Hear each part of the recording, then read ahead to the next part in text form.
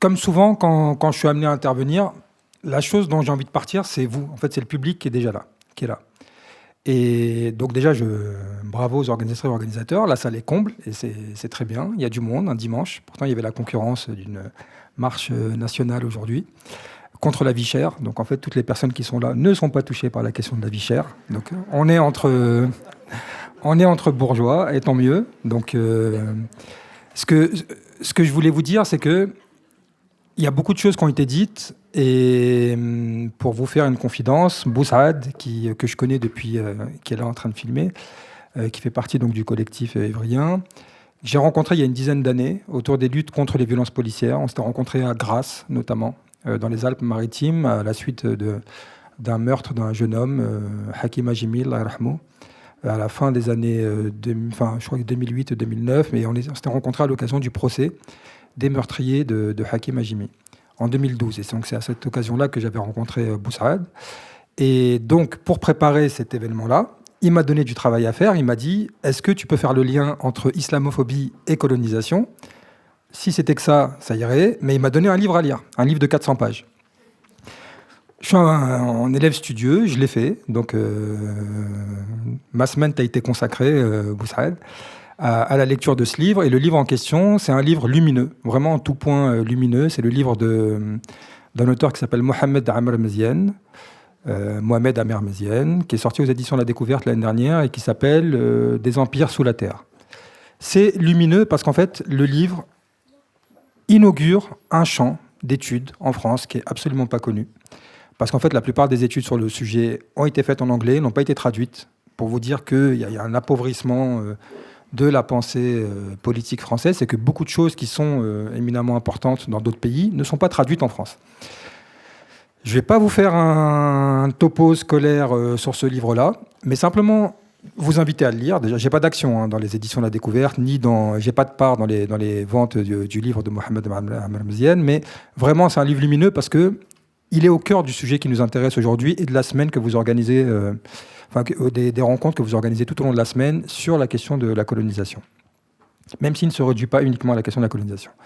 Et à la limite, après tous les topos qui ont été faits là maintenant, la question qu'on a envie de poser, c'est pourquoi l'islam? Pourquoi on vise l'islam? Pourquoi on vise les musulmans et les musulmanes? Et ça, c'est une question qu'on doit prendre au sérieux. Tout autant qu'on se dit pourquoi vous êtes là, pourquoi vous êtes venu, pourquoi ça vous intéresse ces questions-là d'islam, d'islamophobie, de laïcité, de colonisation, etc. Et donc l'auteur de ce livre-là, qui poursuit un champ qui est très connu aux États-Unis, en Angleterre, qui sont les études sur le sécularisme, initié notamment par un anthropologue qui s'appelle Talal Assad. Juste pour la petite histoire, Talal Assad, c'est le fils de quelqu'un d'assez connu, en tout cas parmi les musulmans, qui est Mohamed Assad, qui est un converti autrichien, qui était juif autrichien, qui s'était converti à l'islam et qui avait écrit un livre qui est assez connu, qui s'appelle Le chemin vers la Mecque. Et c'est à lui notamment qu'on prête cette fameuse phrase, mais je crois qu'on la prête à peu près 500 personnes, qui est heureusement que j'ai rencontré l'islam avant de rencontrer les musulmans. Bon, c'est une phrase un peu polémique qu'on a prêtée à beaucoup de convertis, mais en tout cas voilà. Mohamed Assad, évidemment, sa vie ne se limite pas à ça. Il a été après conseiller des autorités au Pakistan. Bon. Donc Talal Assad avait initié ce courant d'études qui est les études sur la sécularisation, qui n'est pas exactement la même chose que la laïcité. En France, on parle beaucoup de laïcité. Lui parle de sécularisation. Quelle est la différence entre les deux? C'est que là, dans toutes les questions qu'on se pose, on a parlé de l'extension de la loi de 2004, de l'islamophobie à l'école, on a parlé de l'état d'urgence, etc. Et la manière même dont on pose les débats, on est encore au 19e siècle. On est encore dans des questions qui se sont nouées au 19e siècle. Alors, ça ne veut pas dire qu'il suffit juste de regarder la littérature du 19e siècle, enfin, de scruter de près ce qui a été fait au 19e siècle pour avoir des réponses, mais la manière même dont on pose la question de l'islam, elle est le produit d'idées, de conquêtes, de faits qui se sont produits au 19e siècle. Et le livre, Mohamed Amr Meziane, lapsus, parce qu'il y doit beaucoup à Talal Assad, commence avec l'expédition de Bonaparte en Égypte, qui est la première tentative d'un pays européen, en l'espèce la France, d'arrimer une société musulmane à l'Empire. C'est-à-dire de créer vraiment un empire avec la mise sous tutelle d'une société musulmane. Donc, en l'occurrence, là, c'était l'Égypte. C'est très important parce que ce livre-là, et que m'a conseillé donc de lire Boussaad, il a un effet immédiat, c'est qu'en fait, il désactive à peu près toutes les connaissances qu'on pensait avoir sur un certain nombre de notions. C'est pour ça qu'il est très important, ce livre. C'est qu'il est même déroutant. Ça veut dire qu'en fait, à l'issue de la lecture de ce livre-là, tous les mots qu'on a employés là, maintenant, on se rend compte qu'en fait, ils sont problématiques. Et qu'en fait, la manière même, les mots même qu'on emploie pour parler d'islamophobie, pour parler d'islam, pour parler des musulmans, pour parler de ce qui se passe maintenant, sont problématiques. Exemple, sur la question de la laïcité et du sécularisme, il y a une idée, donc sur laquelle revient le livre, mais pas que lui, et lui il poursuit quelque chose, qui est que l'Occident, l'Europe, se serait sécularisé. Donc ça veut dire qu'en fait, il y aura un phénomène de sortie de la religion. Et que ce phénomène-là, européen, ce serait un phénomène qui est propre à l'Europe, qui est même propre au génie européen.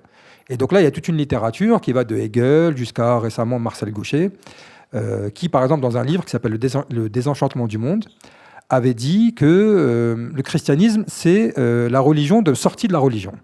Donc en fait, il y a tout ce courant-là d'idées qui fait que il y a un génie européen qui est la sécularisation, qui s'est manifestée par la laïcité, mais ce n'est pas la seule manifestation. Et l'autre musulman est jugé à l'aune de ce procès de sécularisation. Ça veut dire quoi? Ça veut dire que les musulmans, eux, par contre, ont échoué à se séculariser. Ils ont échoué à se séculariser, ça veut dire quoi? Ça veut dire que les musulmans continuent, en tout cas l'islam, continue d'opérer une confusion entre la politique et la religion. Toutes les polémiques qu'on a aujourd'hui, elles ont ce terreau-là. C'est-à-dire que quand on parle de prosélytisme à l'école, qu'on parle de tenue islamique, qu'on parle de tenue islamique par destination, qu'on parle du voile comme instrument de prosélytisme, etc., le cœur de la question, il est là. Il est dans cette vision d'un islam qui n'a pas réussi à se réformer et à se séculariser, c'est-à-dire à séparer la politique et la religion. Et ça, Mohamed Ahmad nous invite à étudier cette question-là en montrant que cette sécularisation européenne, dont on est si fiers en Europe, en disant nous avons réussi à nous séculariser, eh ben, en réalité, sans l'islam, il n'y a pas de sécularisation. Et qu'en fait, la sécularisation s'est faite en interaction avec les colonies. C'est assez abstrait ce que je raconte, donc je vais vous donner des exemples assez concrets, qui ne sont pas nécessairement dans le livre, qui sont dans d'autres ouvrages. Là, je fais juste le passeur d'idées qui sont contenues dans des livres. Moi, ce n'est pas mon métier de travailler sur ces questions-là historiques. Moi, je sers juste de passeur sur des choses qu'heureusement d'autres ont écrites avant nous.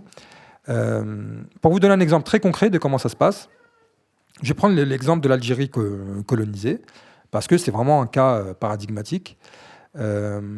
Et aussi la question de la loi de 1905. Alors, à chaque fois qu'on parle de laïcité, on se réfère à cette loi-là. 1905, loi laïcité, référence. 1905, loi sur la laïcité, c'est la référence quasi absolue. En réalité, la loi de 1905, elle poursuit juste un geste qui a été initié bien avant, et notamment avec l'expédition d'Égypte, mais aussi avec la conquête de l'Algérie. Et c'est un phénomène qui n'est pas uniquement républicain.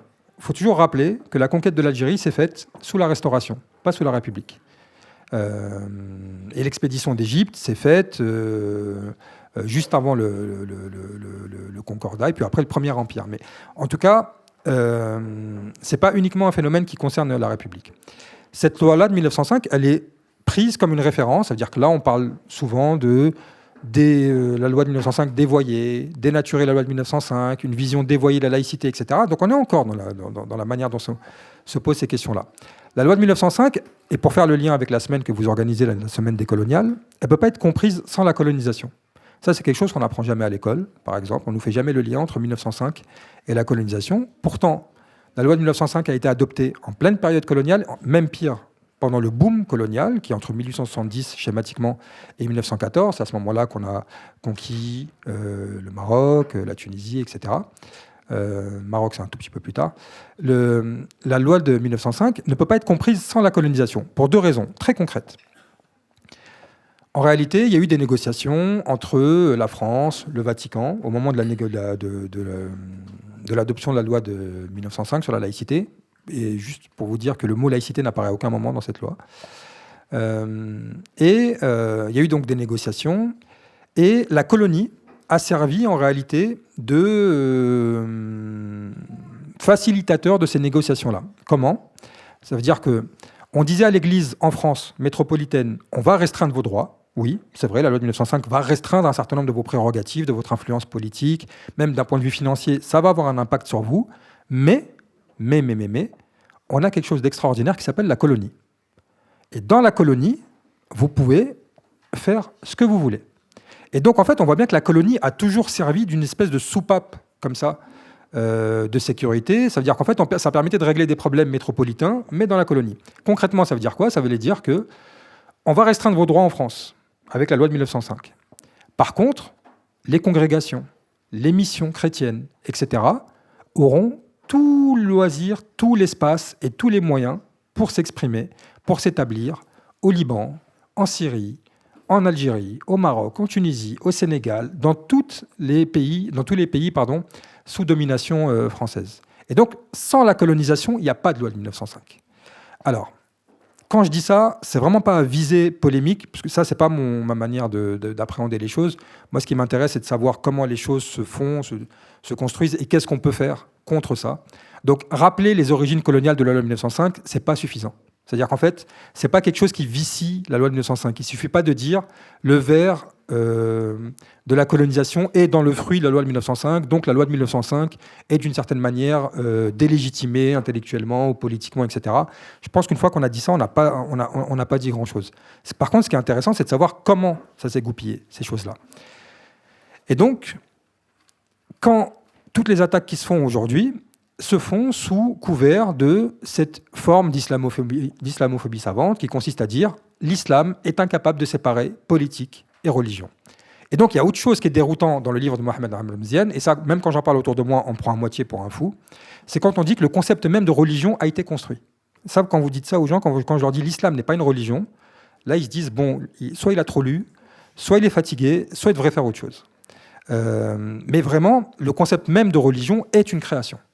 Ça veut dire, quand je dis il est une création, c'est-à-dire qu'en fait, c'est un concept qui a une histoire, et ce n'est pas une constante anthropologique. La religion n'est pas une constante anthropologique de toutes les sociétés humaines. Et ce qu'on appelle aujourd'hui religion, il y a 500 ans, on n'appelait absolument pas ça religion. Donc pour l'islam, par exemple, on peut appeler ça une tradition, on peut parler de fidélité, on peut parler de choses comme ça, mais simplement le concept de religion, il est impropre à caractériser l'islam.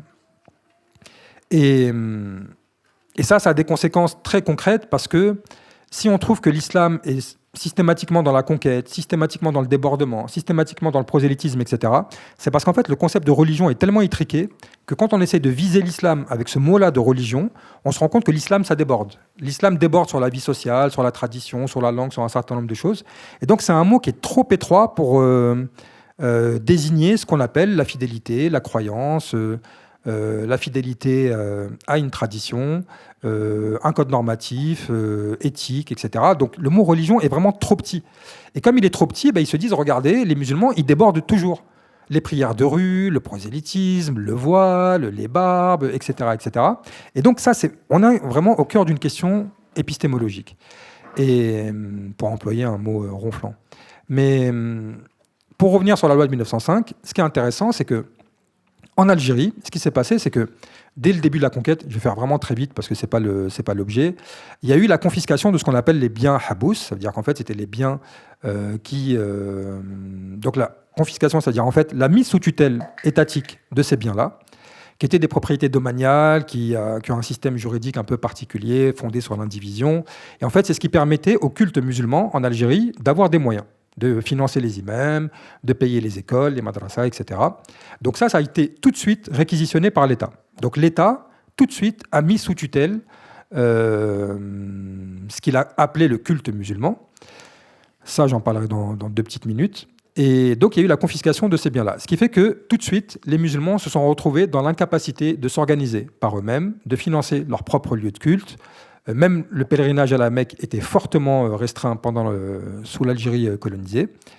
Et ce qui s'est passé, c'est que quand la loi de 1905 a été votée, beaucoup d'Algériens se sont dit « Ah bah, ça ouvre une ère de liberté pour nous », parce qu'en fait, on est mis sous tutelle depuis l'arrivée de la France en Algérie, peut-être que la loi de 1905, qui soi-disant sépare politique et religion, va nous permettre d'avoir un peu plus de marge de manœuvre. Et donc, on n'aura plus les autorités coloniales qui vont s'ingérer dans le culte musulman, décider qui est l'imam qui peut parler, parce que ça allait jusque-là. Il y avait vraiment une mise sous tutelle du culte. Et le mot culte est aussi problématique, mais ça, c'est infini, les mots qui le sont.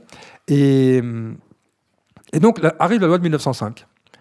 Les Algériens se disent, bon, ça va devenir une revendication tactique, y compris du mouvement des ulama, initié par le Cheikh Ben Badis, qui est originaire de Constantine. Donc, la laïcité était une revendication des musulmans. Ça résonne aussi avec de ce dont on parle aujourd'hui.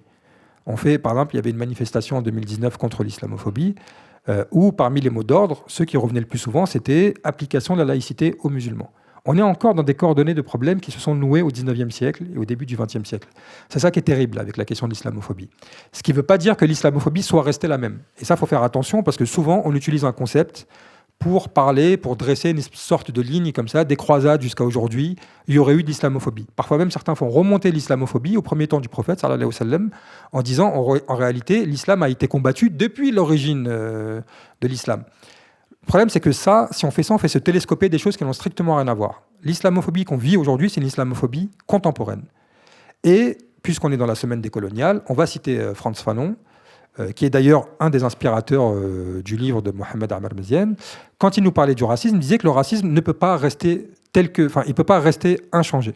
Il ne reste pas intact. Il ne peut pas s'enquister, le racisme. Il lui faut, disait Fanon, toujours subir le sort de l'ensemble culturel qui l'informe. C'est-à-dire que quand la société change, les formes de racisme elles-mêmes changent. Donc vous ne pouvez pas prendre un mot comme islamophobie et du début de l'islam aux croisades, en passant par la colonisation jusqu'à aujourd'hui, utiliser le même mot parce que les réalités que vous décrivez sont totalement différentes. Et même là, je vous parle de la colonisation, mais le racisme colonial n'est pas le même que celui qu'on vit aujourd'hui. Il y a évidemment des choses qui font résonance. Il y a évidemment une histoire dans laquelle on doit puiser et des enseignements qu'on doit tirer. Mais gardons à l'esprit que ce n'est pas la même chose dont on parle. Ce n'est pas la même chose dont on parle. D'ailleurs, même le mot islamophobie a changé de sens. Entre son apparition au début du siècle, vers 1905-1910, sous la plume d'administrateurs coloniaux, et aujourd'hui, il ne désigne pas les mêmes choses. Et ça, c'est important de le rappeler. Donc, pour revenir à l'Algérie colonisée, les musulmans eux-mêmes, les Algériens, voulaient demander l'application de la loi de 1905. Et il y a cette fameuse phrase qu'on prête à Gambetta, je pense qu'on la prête à plein de gens aussi, qui est que l'anticléricalisme n'est pas un article d'exportation. C'est-à-dire qu'il y a aussi Violette, qui est un peu moins connue que Gambetta, qui avait dit par exemple en 1931 que ces populations-là sont trop arriérées pour pouvoir appliquer quelque chose qui serait comme la laïcité. Bon. Ce qui est intéressant, c'est qu'on a enfermé les musulmans dans leur identité musulmane. C'est-à-dire en fait dans le statut personnel. Statut personnel, c'était en fait ce qui, d'un point de vue entre guillemets juridique, régissait la vie des musulmans. Comment ça s'est passé ? C'est au nom de l'égalité qu'on a refusé la citoyenneté aux Algériens musulmans en Algérie. C'est ça qui est paradoxal. C'est qu'en fait, c'est au respect d'une certaine forme d'égalité. C'était quoi l'argument ? C'était, concrètement, la France arrive en Algérie, elle doit administrer une population musulmane. Comment on fait ? Comment on fait à ce moment-là ? Eh bien, au début, musulmane et juive, d'ailleurs. Jusqu'en 1870, et les décrets Crémieux.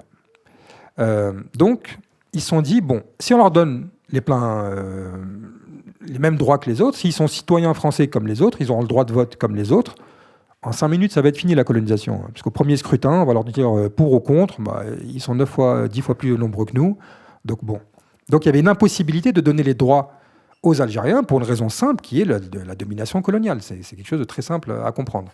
Et dans cette mesure-là, on peut dire que les Algériens étaient victimes de leur nombre, en réalité. C'est-à-dire qu'en fait, ils étaient tellement nombreux, ce qui est logique en Algérie, oui, il y avait des Algériens, que leur donner le droit de vote et leur donner tous les droits civils et politiques, c'était la mort de la colonisation à l'instant précis.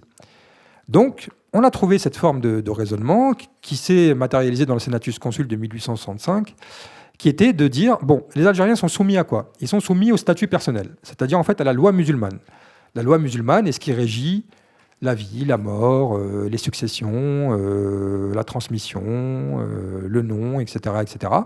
Donc, parce qu'ils sont soumis à la loi musulmane, ils ne pourront pas être français. ils ne pourront pas être citoyens français parce qu'on respecte leurs différences. C'est ça qui est intéressant. Donc c'est au nom d'un espèce de culturalisme, on respecte leurs différences, donc on ne va pas leur donner la nationalité française. On la donnera plus tard aux Juifs en 1870 pour une raison bassement démographique, pas que pour ça évidemment, mais parce qu'en fait ils ne constituaient pas une menace à proprement parler d'un point de vue du nombre. Et donc on aura l'un des décrets Crémieux, parce qu'on dit toujours le décret Crémieux, mais en fait il y a eu plus de 150 décrets ce jour-là, a donné donc la citoyenneté, enfin naturaliser les Juifs d'Algérie, sauf ceux du Sud, voilà, qui sont restés soumis au statut personnel jusqu'en 62, ceux du Mzab notamment. Et donc, quand on fait la référence coloniale, et je milite avec Maria, on milite dans le même groupe, Perspective musulmane, et c'est vrai que cette référence-là coloniale, d'un point de vue même militant, on la voit souvent et elle revient souvent. Et on est obligé de passer par là. On ne peut pas l'esquiver. C'est pas possible en fait de faire l'économie, de revenir sur cette histoire-là. C'est quasi impossible parce qu'il y a beaucoup de choses qui sont nouées à ce moment-là. Ça ne veut pas dire qu'il faut calquer nécessairement la période coloniale sur aujourd'hui, dire qu'on vit une période coloniale ou que l'islam est géré de manière coloniale, etc. C'est des raccourcis qui font injure, y compris à... Moi, je suis né en Algérie, j'y ai grandi. Pour moi, ça serait faire injure à mes parents, mes grands-parents, mes arrière-grands-parents de dire qu'on vit exactement la même chose qu'eux ont vécu sous la colonisation.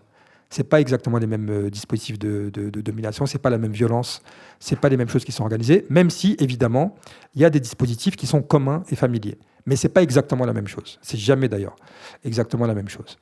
Et donc, la colonisation nous permet de comprendre à la fois comment s'est nouée cette loi-là de 1905, qu'on prend toujours pour référence, alors qu'en réalité, elle vient ponctuer, enfin, en tout cas, elle vient poursuivre, elle est héritière de choses qui sont passées au XIXe siècle, notamment sous le Second Empire, sous le Premier Empire aussi, notamment l'organisation des cultes, c'est-à-dire en fait organiser les religions en cultes.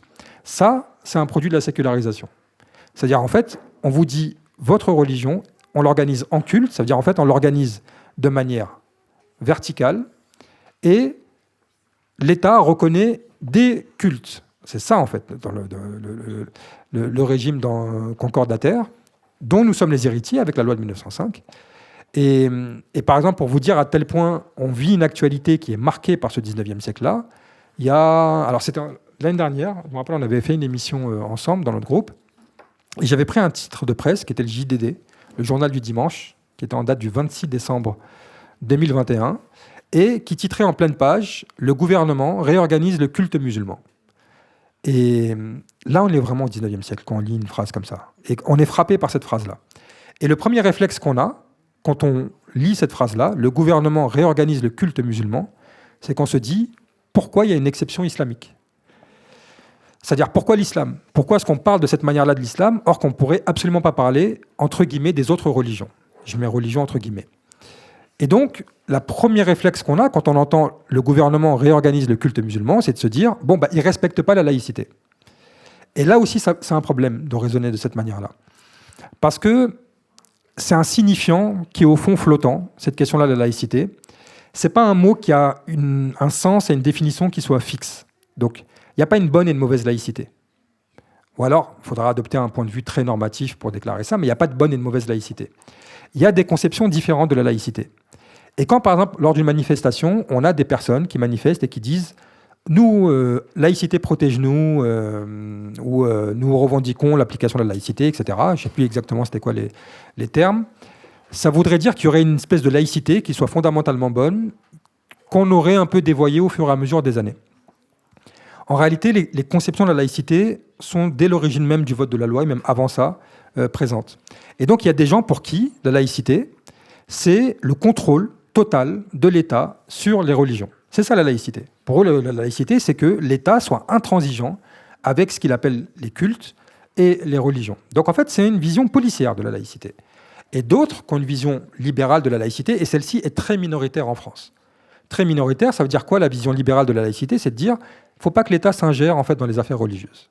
Ça, c'est la vision, on va dire, libérale, entre guillemets, de la laïcité. Mais ce n'est pas celle qui a cours aujourd'hui. Tout ce qui a été dit avant moi en atteste. Ce n'est pas du tout ce qui a cours aujourd'hui. Et donc, on est vraiment dans cette vision-là de la laïcité, mais ce n'est pas une fausse laïcité. Ce n'est pas un dévoiement de la laïcité. La laïcité le permet. Ce qui s'est passé, par contre, en 2004, c'est un retournement. 2004, c'est quoi ? Maria t'en a très bien parlé, donc je le dis en une phrase. C'était faire peser le principe de neutralité plus sur les fonctionnaires, plus donc sur les agents du service public, mais sur les usagers. Ça, c'est une révolution dans la question de la laïcité. Je vais conclure. Donc, la référence à la colonisation, elle est indispensable. Elle est indispensable à condition qu'on ait en tête plusieurs choses. Un, cette question-là de la laïcité, je vous invite vraiment à voir les travaux. Il n'y a pas que Mohamed Al-Mazian. On peut citer par exemple un excellent livre de Sidi Mohamed Barakat qui s'appelle Le corps d'exception, qui est lumineux, ou même d'un point de vue historique, quelque chose qui est assez consistant, qui est le livre de Sadr Salem, qui s'appelle La France et les musulmans, qui revient sur un siècle d'histoire. Et moi, j'avais été frappé à la lecture de ce livre-là de me dire que ce qu'on vit actuellement, les questions qu'on se pose là toutes et tous aujourd'hui, c'est des questions qu'on s'est déjà posées en réalité il y a un siècle. Comment créer une école, comment faire en sorte qu'elle ne soit pas fermée, comment militer à partir de notre foi, etc. C'est des choses qu'on se pose déjà depuis assez longtemps. Et donc, cette référence-là coloniale, elle nous sert à quoi? Elle nous sert à la fois à identifier des dispositifs de contrôle, c'est-à-dire en fait comprendre comment ça a fonctionné à l'époque. Comprendre comment, par exemple, la laïcité n'a jamais été appliquée en Algérie. Comment on a fait ça? Très vite, on a fait passer 2 décrets, le 27 septembre 1907 de mémoire, 2 décrets qui ont en fait désactivé totalement l'application de la loi de 1905 en Algérie. Pourquoi? Parce que laisser une certaine liberté aux musulmans pour gérer leurs affaires religieuses, entre guillemets, c'était totalement antinomique et contradictoire avec le projet colonial de domination totale d'une population indigène. Et donc, on a fait passer 2 décrets qui ont totalement mis sous tutelle les autorités religieuses musulmanes, qui étaient obligées de créer des associations cultuelles qui devaient être agréées par l'État. Et donc, même les financements des structures musulmanes devaient passer par un agrément de l'État. Autant dire que c'était une mise sous tutelle complète. Quand on voit aujourd'hui ce qu'on vit, ce qu'on entend, les articles de presse, toute l'entreprise de démantèlement des structures musulmanes par les autorités, ce qui s'est passé dans la colonisation a cette résonance-là. Et donc, la laïcité, le deuxième point, c'est les dispositifs. Et le troisième point, ça c'est juste un résumé que je fais, je ne vais pas commencer un développement, c'est les résistances. Il y avait cette belle phrase du romancier. Désolé, je cite beaucoup de gens, mais c'est parce qu'en fait, quand une bonne idée ne vient pas de vous, il faut la citer et pas se l'approprier, tout simplement. Il y avait cette phrase-là, là je vais citer un romancier, pour une fois, Malek Haddad, qui a écrit un très beau livre, qui s'appelait Les zéros tournent en rond, et qui est aussi de Constantine, lui, comme Ben Badis, et qui avait dit cette belle phrase qui disait que dans la nuit coloniale, l'islam veille. Et les romanciers, je trouve qu'ils ont ce talent-là de pouvoir ramasser en une formule des choses qui prennent 30 pages ou 50 pages dans un essai. Et donc c'est vrai que dans la nuit coloniale, l'islam veillait. Et le troisième point, quand on évoque ces questions de colonisation, etc., de laïcité, d'islamophobie et tout, c'est quel levier de résistance on a. Et l'islam a constitué, alors ça aussi on pourrait développer là-dessus, mais un levier de résistance face à la domination coloniale pour une raison simple, c'est qu'en fait étaient indigènes ceux qui étaient musulmans. Et donc tout de suite, il y avait une identification totale entre islam et indigénat, c'est-à-dire en fait domination. Et donc en fait l'islam devenait presque quasi naturellement un levier de résistance. Et donc quand on étudie la période coloniale, c'est aussi pour trouver des pistes pour aujourd'hui, pour savoir, pour se renseigner, pour puiser notre inspiration, pour savoir comment lutter face à cette domination-là, que faire face à cette entreprise de démantèlement, je répète ce mot, on le répète souvent au sein de nos réunions, de démantèlement des structures musulmanes.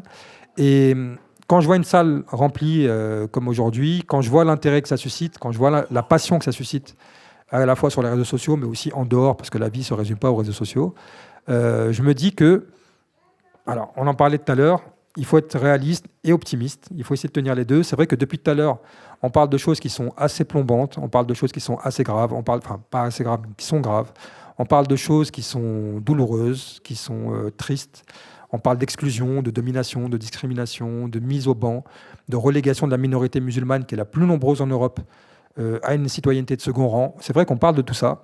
Mais quand je vois une salle remplie comme aujourd'hui, quand je vois des initiatives comme celle-là, quand je vois les propos des intervenantes et intervenants qui m'ont précédé, quand je vois les organisations qui se fondent, ça me rend optimiste. Ça ne veut pas dire que je ne suis pas réaliste, ça ne veut pas dire que je suis naïf, mais de voir cette force-là, cette énergie-là, me rend optimiste et me fait dire que les temps sont durs, c'est vrai, un vent mauvais souffle en France et notamment contre les personnes musulmanes, mais on a beaucoup d'outils, de ressources et de compétences à faire valoir pour lutter contre ce vent mauvais et on espère inverser la tendance. Merci beaucoup.